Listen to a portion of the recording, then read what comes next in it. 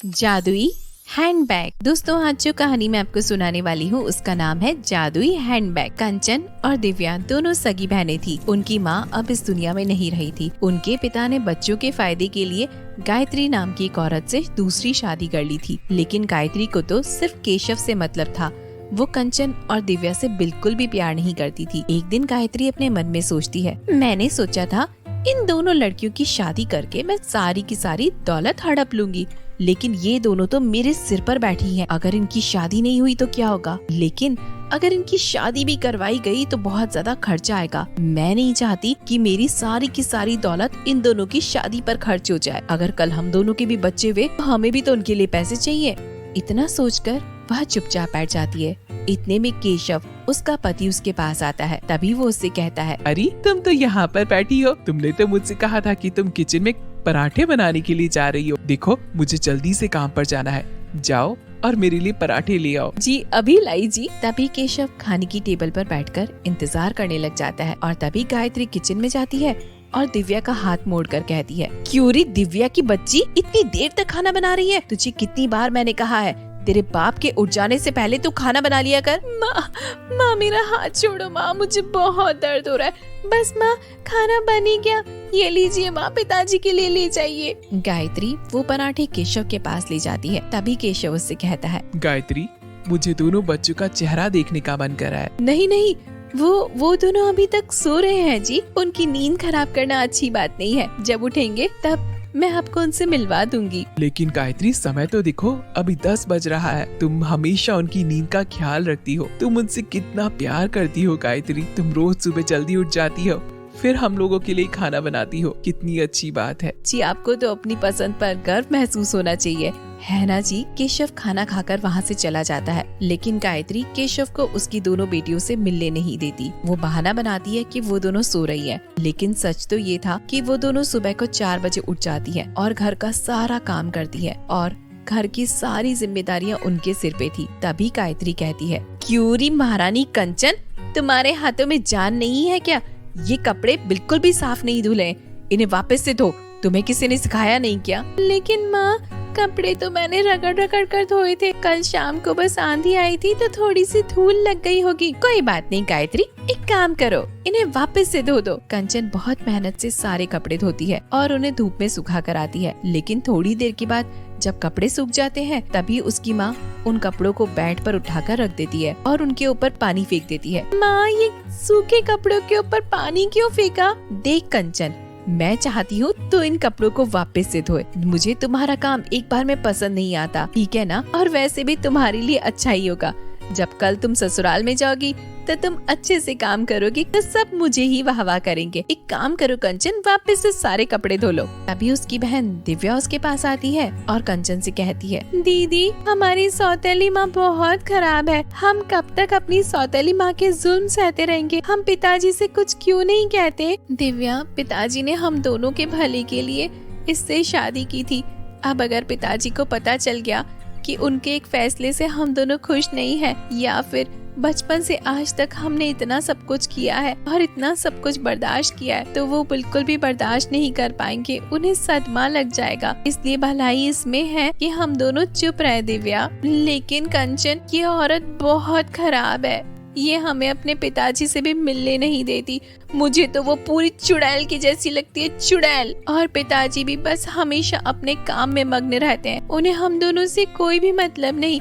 क्या उनका कभी मन नहीं करता अपनी बेटियों से बातें करने का? तभी उनकी सौतेली माँ गायत्री ये सब बातें सुन लेती है। तुम दोनों लड़कियों के मन में मेरे लिए इतना ज्यादा जहर है, अब मैं ये सारा जहर तुम लोगों का निकालती हूँ।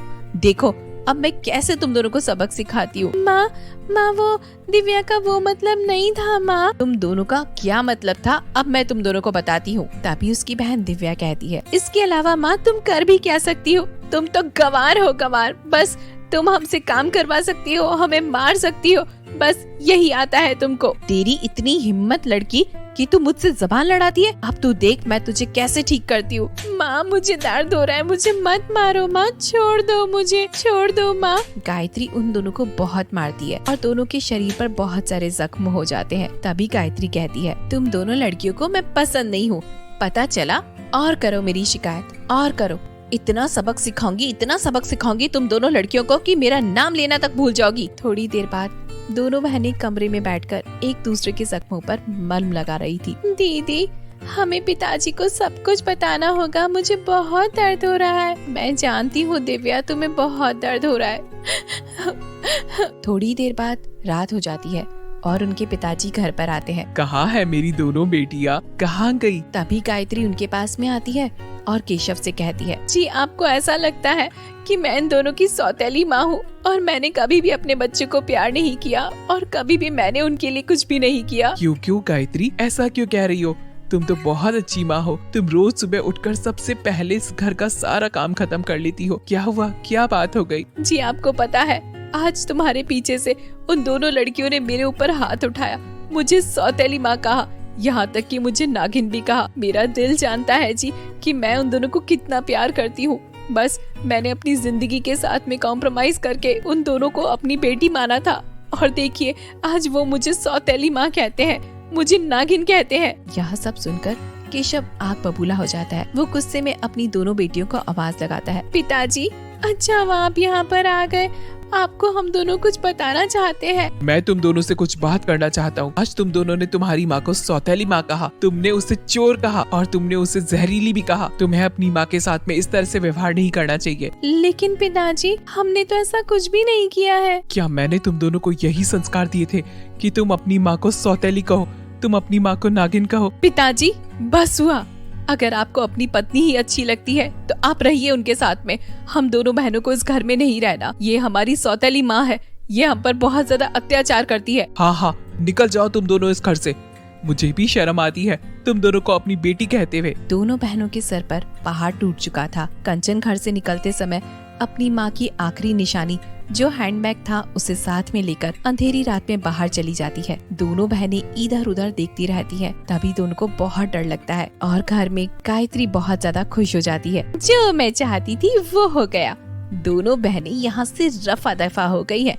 अब मर रही होंगी कहीं रात को अकेली। मैं क्या करूँ? हाँ, मैं खुश हूँ आप अपने पूरे घर में। दूसरी तरफ दोनों बहनें अकेली रात में बाहर घूम रही होती हैं। दीदी, मुझे बहुत डर लग रहा है, इतनी रात को हम कहाँ जाएंगे? जाते समय पिताजी ने भी हमें रोका नहीं, एक भी बार उन्होंने हमसे ये नहीं पूछा कि सच क्या है। दिव्या, बुराई की हमेशा हार होती है, ऐसा माँ कहती थी, तुम्हें याद है ना? हमें किसी का भी बुरा नहीं सोचना चाहिए, बस हमें अपने रास्ते पर चलना चाहिए। दीदी, आपके हाथ में जो माँ का हैंडबैग है उसे एक बार देख लो ना। हाँ दिव्या, ये हमारी माँ की आखिरी निशानी है जो बस हमारे साथ रह गई है। चलो एक काम करते हैं, हम किसी आश्रम में चलकर रात बिताते हैं, सुबह उठकर हम कुछ ढूंढ ही लेंगे। कंचन, एक काम करो, तुम माँ के हैंडबैग में एक बार हाथ डालकर देखो, शायद उसमें कुछ पैसे मिल जाएं। ऐसा कहकर कंचन अपनी माँ के हैंडबैग में हाथ डालती है। तभी उसमें से बहुत सारे पैसे निकलते हैं। देखो दिव्या, इसमें तो बहुत सारे पैसे हैं। अरे हाँ दीदी, बहुत सारे पैसे हैं इसमें। एक काम करते हैं दीदी, आज रात हम किसी आश्रम में निकाल लेते हैं, सुबह उठकर हम कुछ अच्छा जरूर से कर लेंगे। अभी दोनों बहनें किसी आश्रम के पास जाकर सो जाते हैं। रात के समय केशव को उसकी मरी हुई पत्नी का सपना आता है। तभी प्रिया उससे कहती है, मुझे शर्म आती है जी, आपने अपनी बेटियों की जिम्मेदारी को छोड़ दिया। आपने उस पराई औरत के कहने पर अपनी बेटियों को गलत मान लिया। आप नहीं जानते जी कि आपकी बेटियों के साथ में पीछे क्या क्या होता है।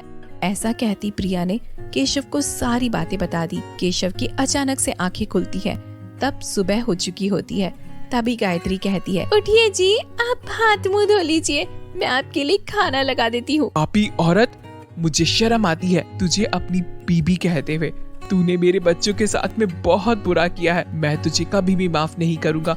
मैं जा रहा हूँ अपनी बेटियों को ढूंढने के लिए। गायत्री को सब कुछ समझ में आ जाता है कि उसका भांडा फूट चुका था। केशव इधर उधर अपनी बेटियों को ढूंढने निकल जाता है। तभी उसे एक बस स्टॉप के नीचे अपनी स्वर्गवासी बीबी का हैंडबैग मिलता है और उसके साथ में उसे अपनी दोनों बच्चियां भी मिलती हैं, जिसे देखकर वो उन दोनों को गले लगा लेता है। मैं सब जान चुका हूँ मेरी बेटियों, मुझे माफ कर दो। तुम्हारे साथ में बहुत बुरा हुआ है, मैं अब तुम्हारे साथ में कभी भी बुरा नहीं होने दूंगा। कोई बात नहीं पिताजी, अब तो आपको सारी हकीकत पता चल गई है ना। हाँ चलो बेटा, अब घर चलते हैं। मगर पिताजी, मैं उस घर में कभी नहीं जाना चाहती जहाँ पर वो नागिन रहती है। मैं एक काम करूँगा, मैं उसे इस घर से हमेशा के लिए बाहर निकाल दूंगा। तभी वो तीनों घर पर पहुँचते हैं और घर जाकर देखते हैं कि गायत्री 3 पहलवानों के साथ में घर में बैठी होती है। मैं आप तीनों को घर के अंदर नहीं आने दे सकती हूँ। तभी वो कहती है, आप तीनों यहीं पर रुक जाइए। ये सब क्या ड्रामा है गायत्री? ड्रामा नहीं है, बल्कि अब ये घर मेरा है।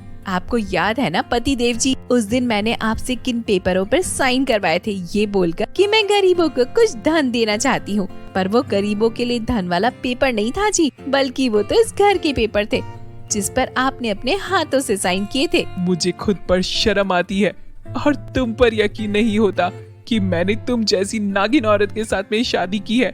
तुम बहुत बड़ी चुड़ैल हो। तभी गायत्री उन पहलवानों को बोलती है, जाओ पहलवानों और इन तीनों की चटनी बना दो। पहलवान जैसे ही उन तीनों के पास में आते हैं, कंचन जोर से चिल्लाकर अपनी मरी हुई माँ के बैग में हाथ डालती है। काश मेरे हाथ में कोई चाकू होता। ऐसा कहते ही हैंडबैग से एक चाकू निकल आता है। खबरदार, अगर कोई हमारे पास में आया तो मैं उसे इस चाकू से मार दूंगी। तभी वो सारे पहलवान पीछे की तरफ हो जाते हैं। तभी गायत्री चिल्लाकर कहती है, मैं तुम तीनों को यहाँ से एक फूटी कौड़ी नहीं देने वाली हूँ। ये घर मेरा है, समझे ना? और वो जबरदस्ती कंचन से चाकू छीन लेती है। तभी दिव्या कहती है, काश मेरे पास में एक मोटा डंडा होता जिससे कि वो सारे पहलवानों की पिटाई कर देता। ये कहकर जैसे ही वो अपने हैंडबैग में हाथ डालती है, वहाँ से एक बड़ा मोटा डंडा बाहर आता है जो कि उन पहलवानों की खूब पिटाई करता है, जिससे कि वो पहलवान वहाँ से भाग जाते हैं। अब तुम्हें कौन बचाएगा गायत्री? तभी गायत्री को समझ में आता है कि दिव्या और कंचन के पास में जो हैंडबैग है वो जादुई है। तभी गायत्री कंचन और प्रियंका से वो हैंडबैग छीनने की कोशिश करती है, लेकिन तभी गायत्री के कपड़ों में आग लग जाती है। वो जोर जोर से चिल्लाने लगती है, मुझे बचाओ, बचाओ कोई, मुझे बचाओ, ये इतनी आग मेरे कपड़ों में कैसे लग गई, बचाओ। तभी कंचन हैंडबैग से कहती है, हैंडबैग हैंडबैग, गायत्री के शरीर की आग बुझा दो। कंचन के इतना कहते ही हैंडबैग में से बहुत सारा पानी निकलता है और गायत्री के कपड़ों की जो आग होती है वो बुझने लगती है। और तभी गायत्री को अपनी गलती का एहसास होता है और वो कहती है, मुझे माफ कर दो मेरी दोनों बेटियों, आज के बाद मैं तुम दोनों को कभी भी परेशान नहीं करूंगी और हमेशा हमेशा के लिए यहाँ से चली जाऊंगी। तुम लोगों को कभी भी अपनी शक्ल नहीं दिखाऊंगी। हाँ गायत्री, ये तुम्हारे लिए अच्छा ही होगा कि तुम इस घर से हमेशा के लिए चली जाओ, और अच्छा होगा कि आज के बाद तुम मुझे यहाँ पर कभी भी नजर नहीं आओ। निकल जाओ इस घर से। उसके बाद केशव अपनी दोनों बेटियों के साथ में उसी घर में रहता था और उन दोनों के साथ में बहुत अच्छा टाइम स्पेंड करता था। अब वो तीनों अपनी दुनिया में बहुत ज्यादा खुश थे। दोस्तों, अगर आपको हमारी वीडियो अच्छी लगी हो तो वीडियो को लाइक करें और आने वाली कहानियों के लिए हमारे चैनल को सब्सक्राइब करें। मिलते हैं अगली वीडियो में, तब तक के लिए बाय बाय, गुड बाय।